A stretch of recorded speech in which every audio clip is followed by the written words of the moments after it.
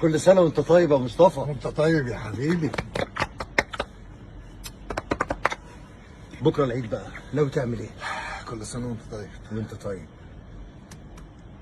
ما قلتليش هتعمل ايه بكره؟ هعيد بقى. ايوه، وبعد ما تعيد هفرح بقى، يعني لان العيد فرحه. طب بقول لك ايه؟ ايه؟ ما تيجي نضرب شمروخين؟